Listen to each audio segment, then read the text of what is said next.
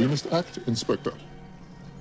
We must act, or the good people of Staffordshire will not forgive us.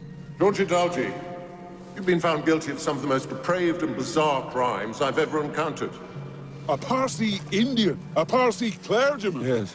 In rural Staffordshire. It's remarkable. So the Crown's contention is that he wrote the poisonous letters himself. They must have entered a motive. To attract attention.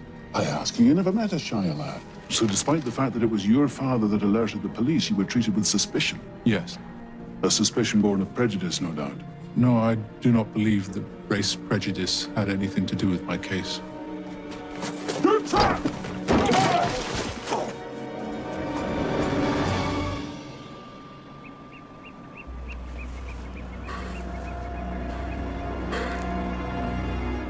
Forgive me, Willie, I blame myself. I don't bloody know, sir. I'm just sorry I didn't get to use the shovel. We may get a cast of our man's boot print come daybreak. What is it, Sir Arthur? What have you found? My doll, where did you find her? In the woods. God, Satan has lurked in these parts all this time. Hidden in plain view, sharpening his pen and his ripping knife. Our visit has prompted fresh persecution, but there may yet be a benefit to that. What benefit could that be, Sir Arthur? We've a fighting chance of unmasking him, Reverend, and in so doing exonerating your son. George is innocent, and I mean to prove it. Let's go back in the house.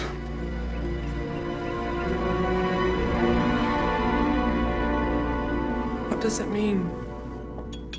Why would they take my doll and return it so many years later? Why would they leave dead birds on your lawn? Why would they plague you with letters of the foulest abuse? Why would they butcher livestock and lay the blame at your brother's feet?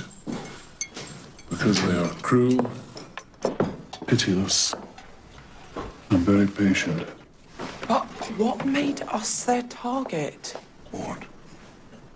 That's a question you're better placed to answer than I.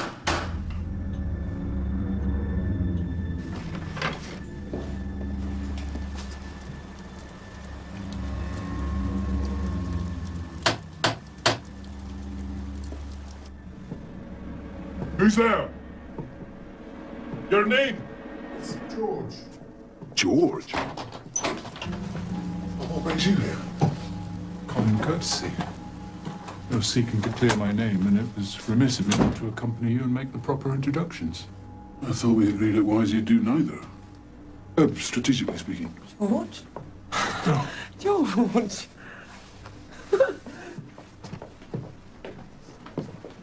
Mr. Wood, I am heartily sorry if I brought you into harm's way.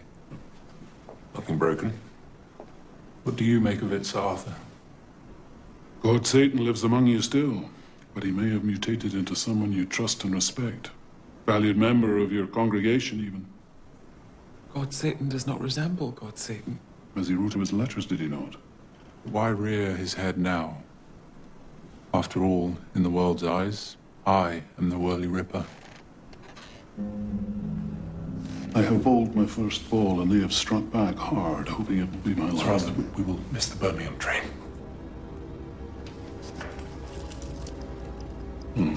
Yes, I suppose we will. Forgive me.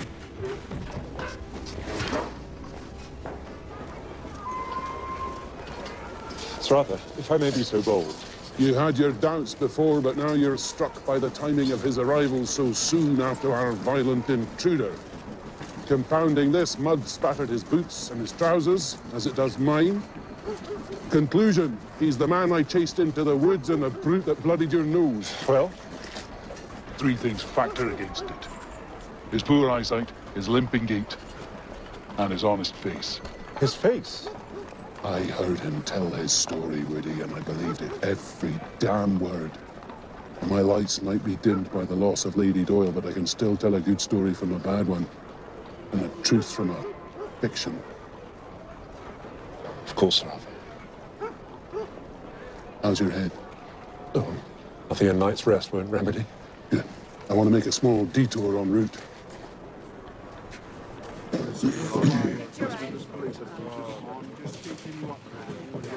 These were no acts of livestock theft or youthful pranks gone awry. Do take a seat. Those animals were butchered and their genitals mutilated. Their deaths slow and painful. and a stain on the memory of all who witnessed them. I'm still uncertain as to how you alighted on George as a suspect.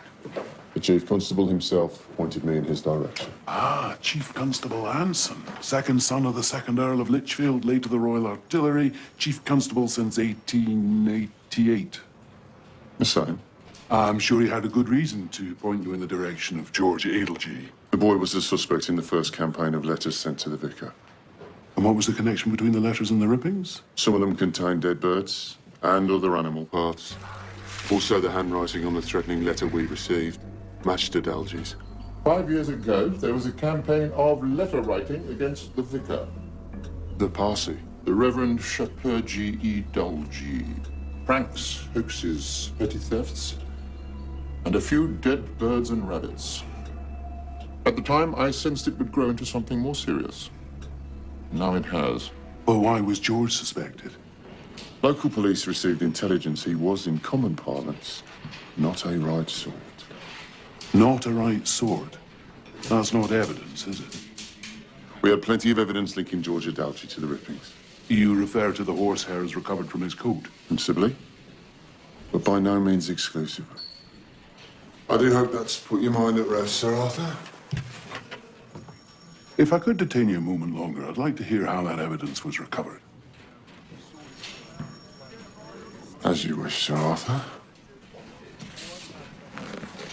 We visited the Adelgees the morning after the crime. George wasn't at home. We believe whoever sent you those letters 5 years ago and left birds and rabbits on your lawn has now raised their game. I'll need to see all your son's clothing, without exception. This is all his clothing. Apart from what he has on. What a queer thing to say. We didn't think he went to work naked. I'll need to see his knife. His knife? Every young man has a knife. My son is a solicitor. He does not whittle sticks. Those are mine. And your son, what does he shave with? He uses one of them. You don't trust him with razors of his own? He does not need a razor of his own. And why should he not be allowed razors of his own? Or indeed a bedroom of his own? Our living arrangements are of no consequence. He was out last night, your son? Yes. How long for? An hour and a half? I'll need to see his boots. These are wet. Sir, Damp. it was raining last night, sir. Who does this coat belong to? It's dry. It's damp. Who does it belong to? George. It's just an old house coat. He never wears it. I thought I told you to show me all your son's clothes without exception.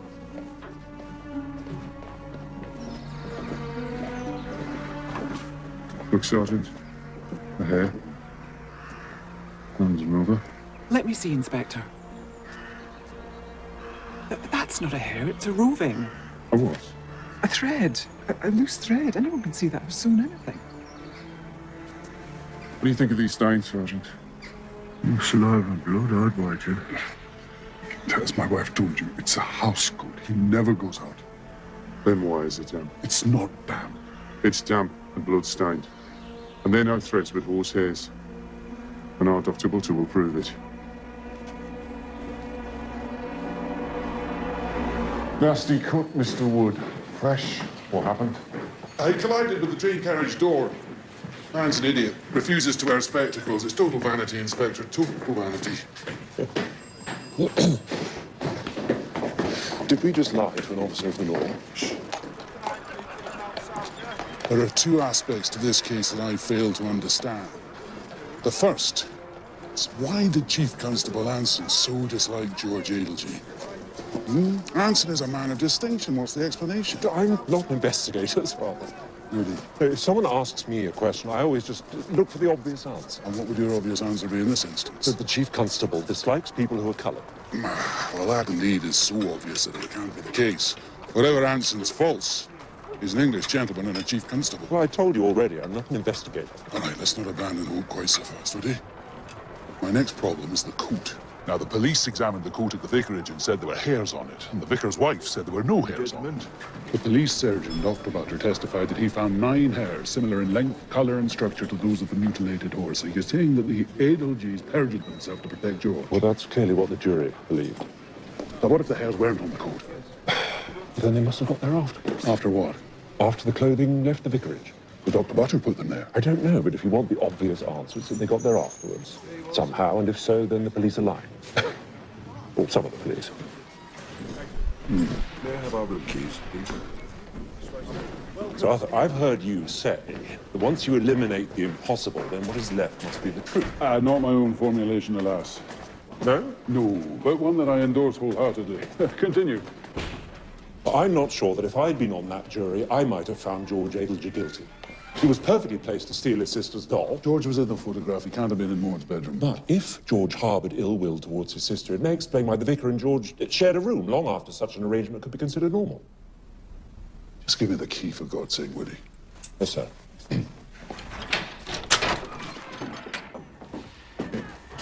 Good Lord. Just a bird.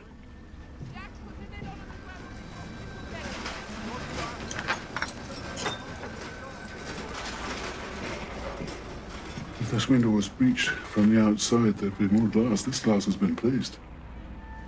Something in its mouth. Let me see.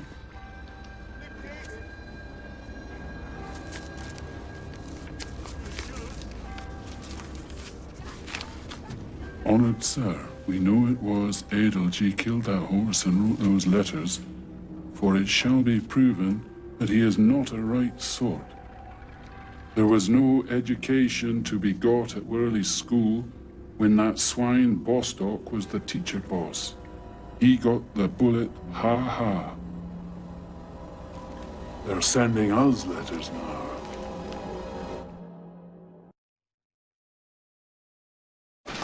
Woody, I want to pay a visit to Harry Bostock, an old school friend of George's. Bostock? Any relation to Bostock who got the bullet? Aye, his son.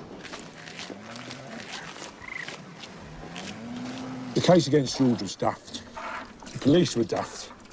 And the notion of a gang flitting about after dark under George's orders was the daftest of all. So you were at school with George? Yeah, when we were little uns. My father taught us both. And what was George like? Clever. Cleverer than me, and I was clever back then. Not that you know it now. Staring at the backside of a cow does rub away at your intelligence.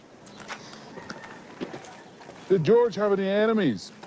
Anyone dislike him for his colour, say? Not as far as I can recall. But? When we were lads, 11 or 12, there was some business about a servant girl being sacked by the vicar and not going quietly. Well, that business involves George, did it? I think so. You'll have to ask him. But overall, he was liked, despite his race. Put it this way. If you were disliked, it was more for being clever. To think we all thought he was thick as pig's muck. Father would ask him a question. This plus this And he'd get it wrong. equals Really wrong. George. 11 7/8. 9. Harry. 12 and a half. Correct. Turned out, it was his eyesight. Father moved him up the front and he never looked back. Which gives us a grand total of... George. 11 3/4, sir. Correct. Very good.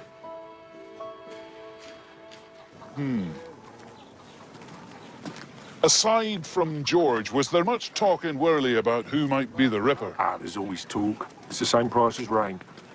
Now, all I'd say is, it's got to be someone who knows how to handle animals. You can't just go up to a horse or a cow and say, hold still, my lovely, while I rip your guts out. Yeah, quite. In your opinion, how would George fare if he were to milk one of your cows? He'd be kicked to death, or he'd fall in the shits before he got his stool under her. Ah, you see? Will that be all, Sir Arthur? Yes, thank you very much, Harry. Thank you. Oh, one more thing. Is your father still the schoolmaster here? No, my father passed on 8 years ago. Oh, I'm so sorry. Do you mind me asking how? Do you mind telling me why you're asking? Forgive me. I'm sorry. He fell to his death up at Rudgley Falls. It was winter, so blown cold, ice underfoot. They think that his dog went over first and that he was trying to rescue him. But he never saw his grandson.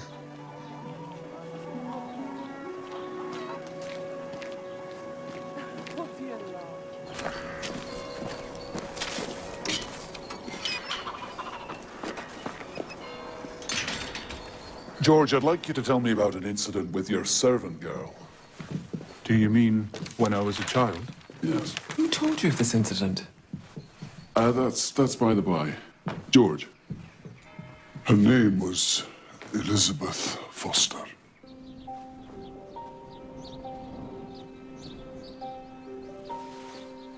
George, Elizabeth Foster complains you look at her strangely. What does she mean, Father? What do you think she means? Is it something sinful she means? And if it was, what would that be? My only sin, Father, is that I'm hardly aware of her. Though I know her to be a part of God's creation, I haven't spoken to her more than twice on occasions where she's mislaid objects. I have no reason to look at her. No reason at all, George. No reason at all, Father.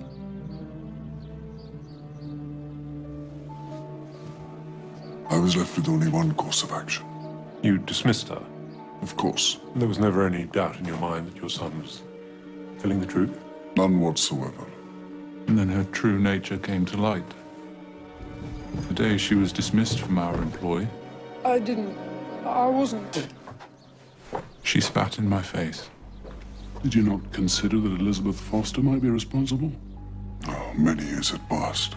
She had long since got married and left the parish. Leaving no relatives?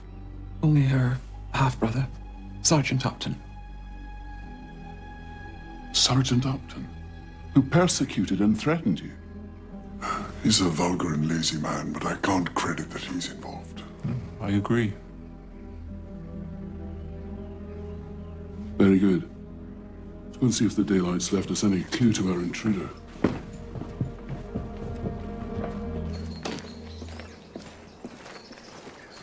It's a pity. Too dry for shoe prints. When Mr. Holmes is investigating, it's never too dry for shoe prints. There would be an obligement of soft mud. You think I tilt the playing field in Holmes's favour? On occasion, it's more fun that way, isn't it? Well, his legion of fans certainly seem to think so, young lady. And Holmes isn't always right, anyway.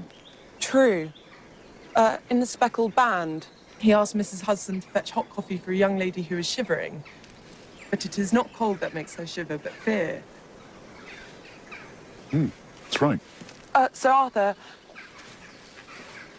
much as I admire my parents, I think they have an exaggerated respect for authority in general, and Sergeant Upton in particular. Well, I'm in agreement on the latter. Upton is not just thug. He is cruel and devious, and he meant my brother ill from the start. On your way to Cannock, eh? I beg your pardon? You heard what I said. I only wondered why you asked, because this is not the way to Cannock, as we both know. As we both know. As we both know. What we both know is that you know the way to Cannock and I know the way to Cannock, and you've been up to your little tricks in Cannock, haven't you? You've been into Cannock, you've took the key to the school, you've brought it home, and you've put it on your own front step, didn't you? You're hurting me. Oh, no, I'm not. I'm not hurting you. If you want Sergeant Upton to hurt you, all you have to do is ask. I'm going to be a solicitor. Is that what you think? A solicitor. What a big word for a little mongrel like you. You think you'll be a solicitor if Sergeant Upton says you won't? So you believe that Upton targeted George to avenge his sister's dismissal? At the very least. Maud, what can you tell us of Bostock, the teacher? Fell to his death while walking his dog. Poor man. Slipped and fell? Never heard of a more sinister explanation. Have you?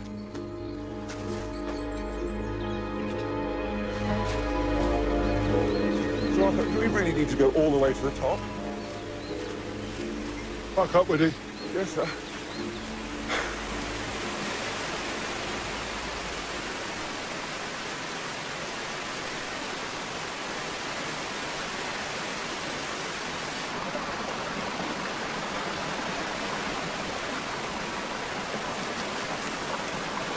That swine Bostock was the teacher boss, but he got the bullet. I'd assumed the bullet was a euphemism for dismissal, not death. So would I.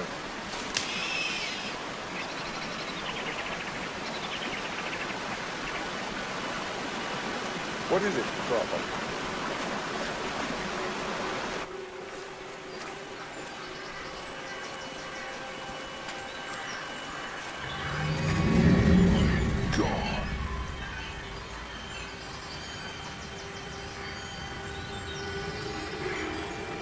Brooks, the blacksmith. He received messages too. But this is not a message for him. No. This is for us.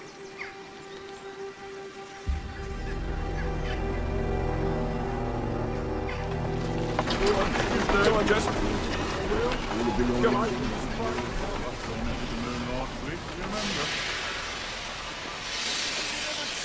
Mr. Brooks? William Brooks? My name's Arthur Conan Doyle. I wonder if I could ask you some questions about the goings-on surrounding the rippings. I understand from the Reverend Adalji that you had letters from the same individual that was plaguing his family. Wouldn't know anything about that. Let's just make yourself scarce all right for a moment. Mr. Brooks, did you receive any letters or not?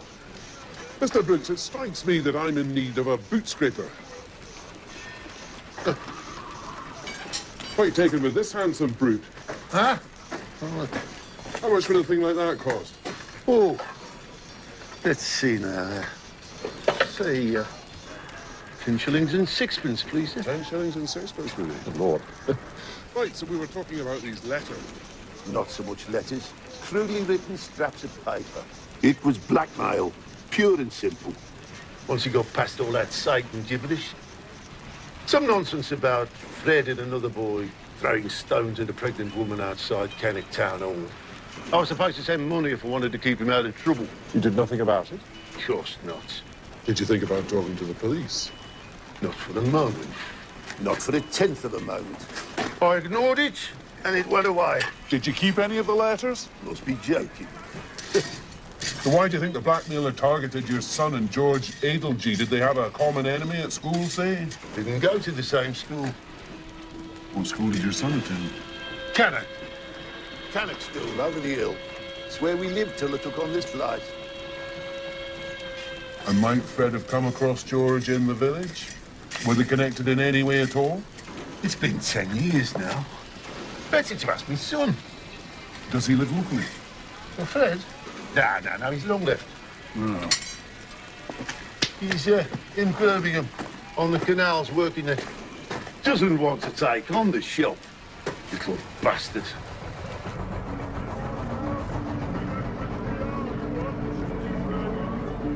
And what did you think of today's work, Alfred? To be perfectly honest, Sir Arthur, I think we've made not very much progress. Oh, it's better than that. We've made not very much progress in several directions. I mean, it'd need a boot scraper. No, we didn't. We've got one at Undershot. Oh, don't be a spoiled sport. In later years, we shall remember this as the Adalji scraper. Every time we wipe our boots on it, we'll think of this adventure.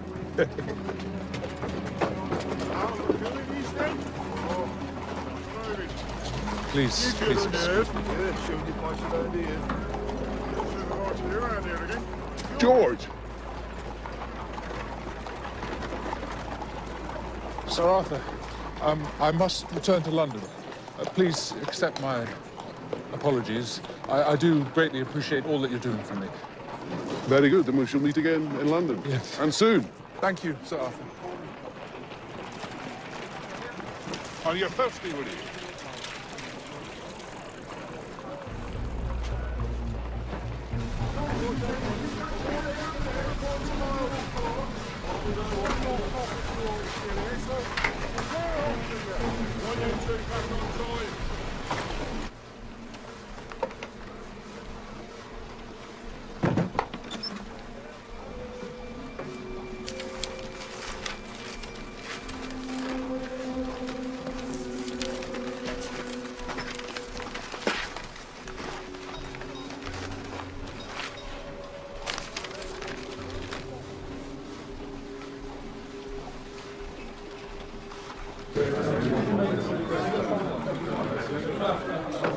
Thanks, John. Are we still the subject of local interest? We are. Hard to imagine George Adelgy growing up in a place like this, isn't it? Yes, as it is. He's an admirable fellow, with a lucid brain and a resilient character. But if one merely looks at him with the eyes of a dim-wit village policeman or a narrow-minded juror, then you'd be hard-pressed to get beyond a dark skin and an ocular peculiarity. He would seem queer, and then if queer things started happening, what passes for logic in an unenlightened village would glibly ascribe those events to that person. Yeah, that's right. When reason, Woody, gets left behind, a man's virtues become false. Self-control presents as secretiveness, and so a respectable lawyer, bat-blind and slight of physique, becomes a degenerate flitting through fields in the dead of night. Is so utterly topsy-turvy as to seem logical. Yes, Sir Arthur. You must be Sergeant Upton. You must be Sherlock Holmes. Oh no, my mistake. He only exists in stories. But here you are, large as life, sticking your beak into constabulary business and generally making a nuisance of yourselves. Now that's what I'd call topsy-turvy. Sergeant Upton, may I remind you? What happened, Sir Arthur? Tired of making up stories? Has the well run dry? What happened is a travesty of justice in which you played a leading role and which I am soon to expose on the most public stage imaginable. Where would that be then, London? Almost certainly. Then why don't you go running down there and get your stage ready? If you hurry, you'll catch the 4 o'clock. Did Inspector Campbell forewarn you of my arrival?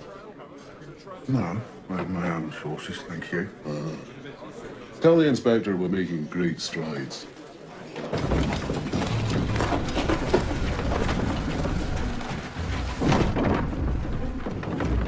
Ernest? There you go. Ernest?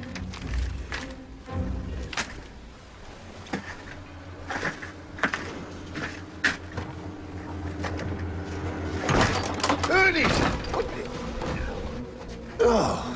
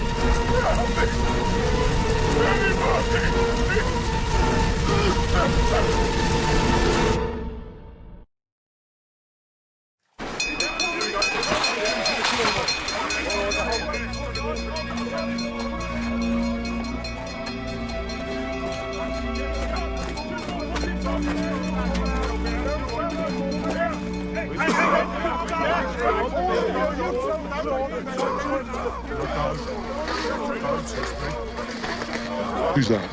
William Brooks, blacksmith, sir. Harry. William Brooks. So for. I was just with him less than an hour ago. Back, nothing to see. Yes, sir. Was he well liked in the village? To a point. He was Cannock born and bred, not worldly. So I see you missed the 4 o'clock. Chief Inspector Campbell. This man has been murdered. And by the Whirly Ripper.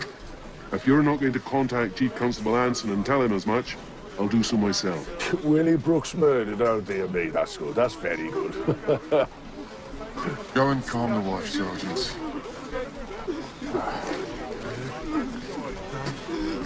By all accounts, Brooks likes to drink and a smoke. Usually at the same time. So he takes a break after a hard day, has a drink, lights his pipe, has another drink, and falls asleep. Whoosh. Or is that too simple for you? No, it's too absurd. Careful. Brooks received letters from the same vile entity that persecuted the Adelgy family. Thank you, Sir Arthur. If we need any more amateur speculation, we will be in touch. Good day. Those speculations will soon take the form of a report in the Telegraph. I look forward to reading it. I doubt it. This case is reeked of race prejudice from the start. Your professional future might not be as you imagine it when I'm finished with you. I'd guard against turning this into a vendetta if I were you. Aye, you would.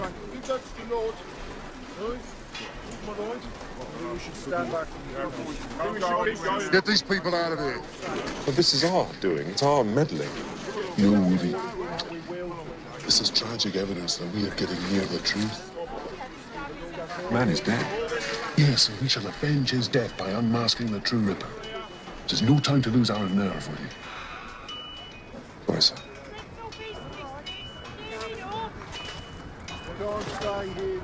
Good. This is burnt on this side here. Must have been put up against the door to trap the poor man in. These are lime barrels. Lime.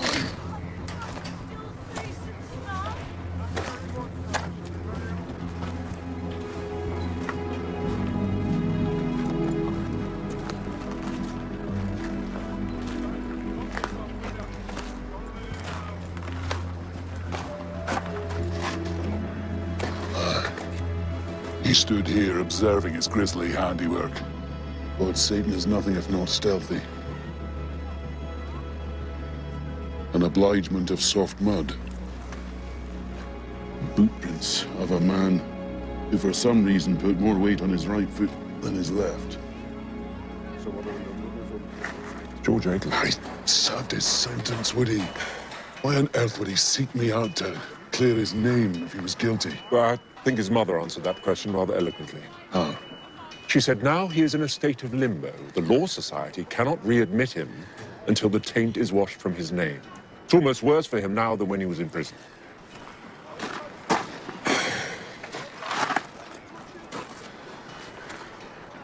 May I speak frankly, sir? I offer no guarantees. When you first took this up, I was heartened by the effect it had on your mood. I was delighted, in fact. The whole challenge seemed to raise your spirits and invigorate you. And, well, I just think it's time to go home now, sir. But not until we've brought this to the inspector's attention.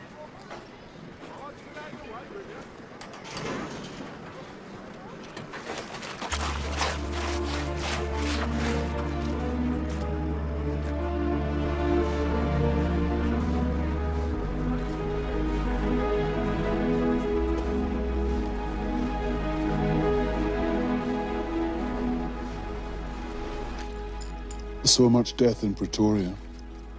On occasion, following the Bet River north, a Basuto came and told us of an English soldier lying wounded some 2 hours' journey into the veldt.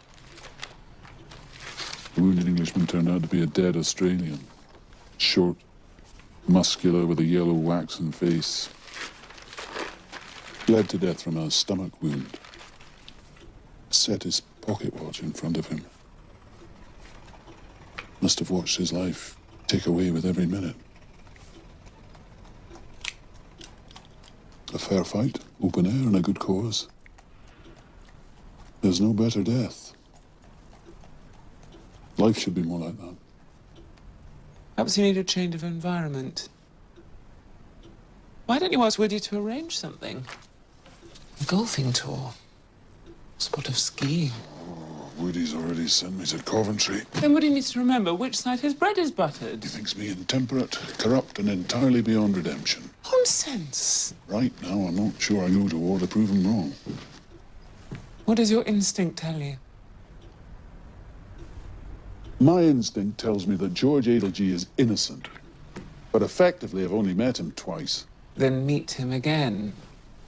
See if your feelings have changed. On what pretext? You're Sir Arthur Conan Doyle and you're seeking to clear his name. It's a surfeit of pretext, if you ask me. You're a remarkable woman, Jean Leckie. I have a drawer of your letters saying so. I don't have long, do I? No, not too long. Once this Adelgee business is behind. Arthur, go and see him.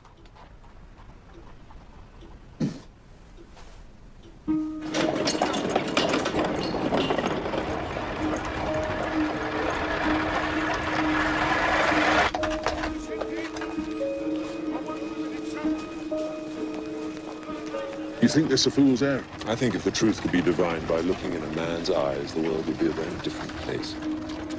Whoa! There he is.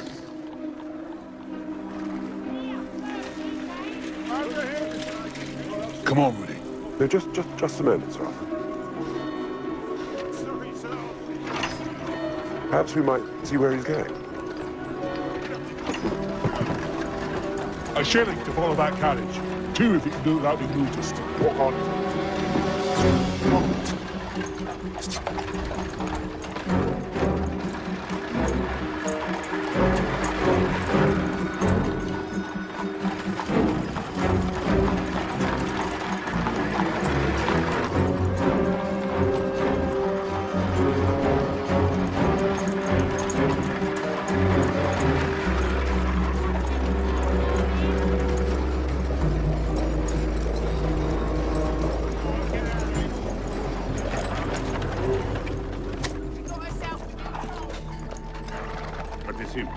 Right on time. Welcome, Mr. Cook. Good evening. Come with me.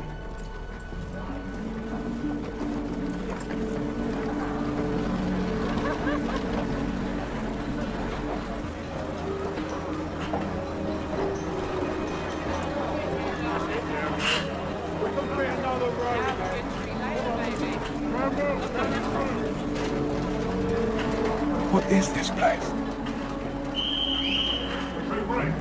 Or you'll be quick. They've got guns. Sir Arthur, we shouldn't be here. Look, they're going. Now's our chance. Come on. No, Sir Arthur. What was your idea? It was not mine.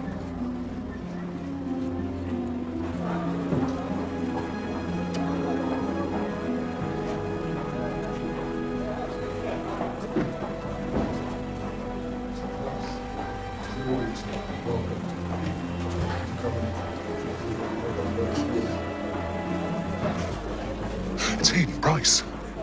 I thought he was still residing at His Majesty's pleasure. You know him? Only by reputation and inspiration. He's Moriarty. Oh.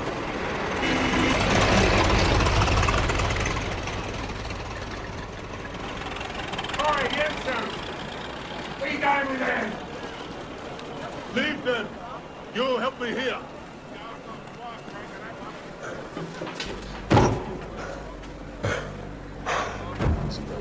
Hayden Price is the worst kind of criminal.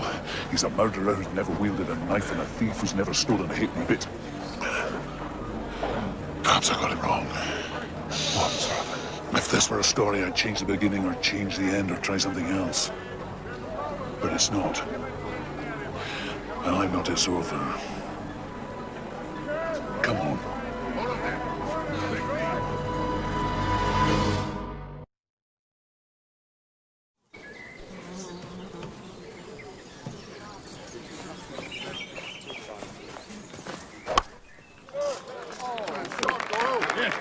Very good shot. Gentlemen's tea, gentlemen.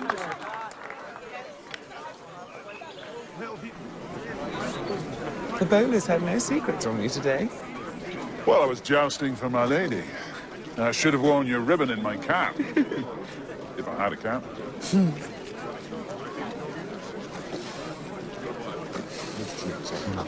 Hello.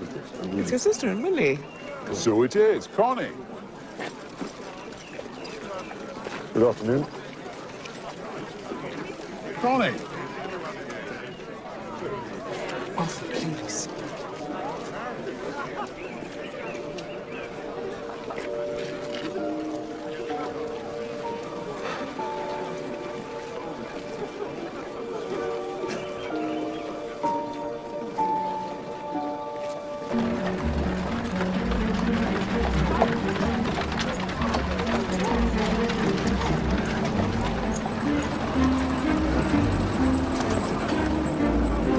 Thank you.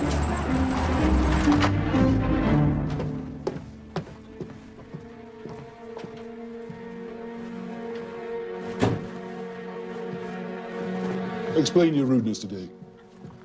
You know how Connie loves you. And you know my enormous admiration for you. How proud I am to say that Arthur Conan Doyle is my brother-in-law. Get to your point, Hornung. Your behavior is compromising. To whom? Your children. To your lady friend. To yourself. Oh, and what about the Marylebone Cricket Club, the readers of my books, and the staff at Gamage's Emporium?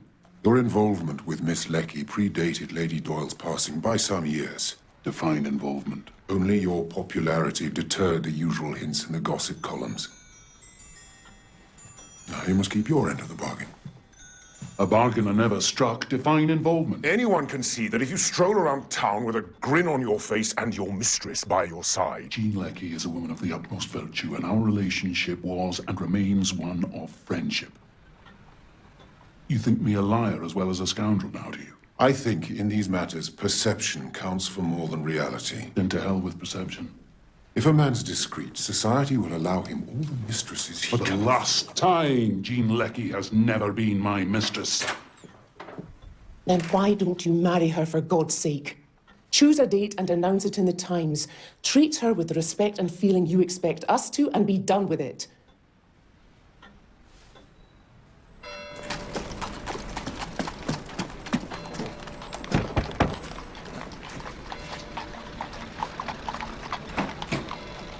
Good evening, Sir Arthur.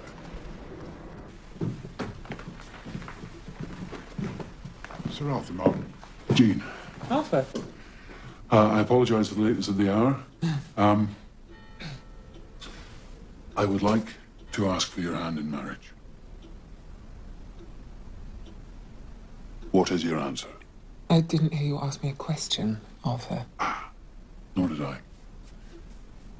Will you marry me, Jean? No. No?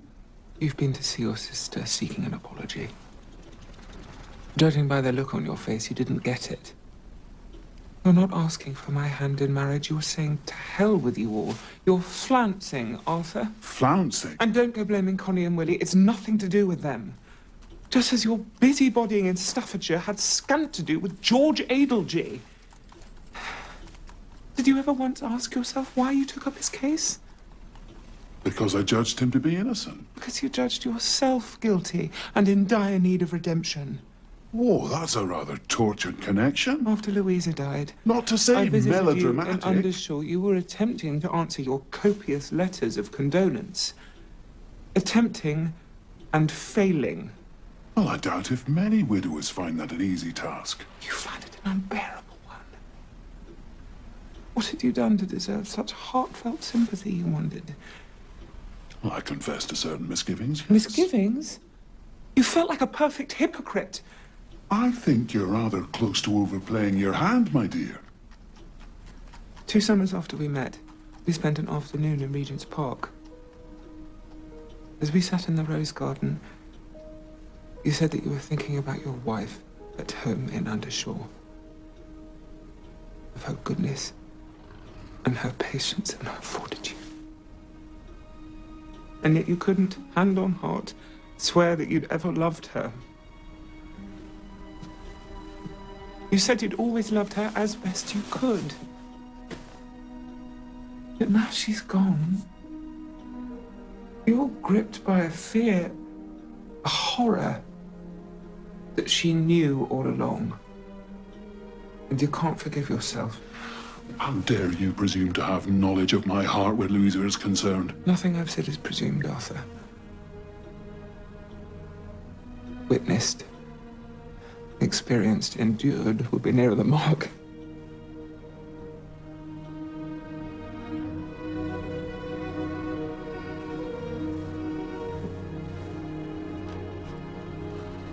One day, I hope you'll make your peace with her.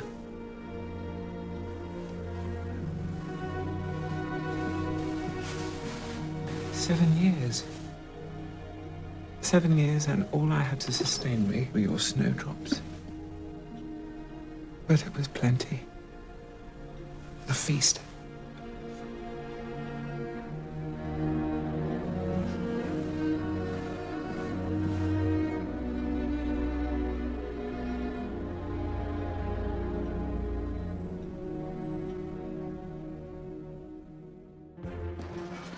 Look me in the eye and tell me you're innocent.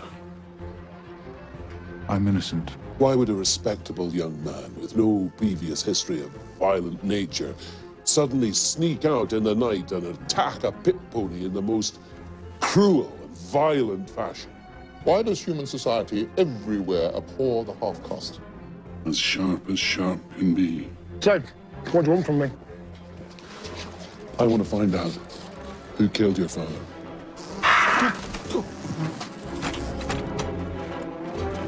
God!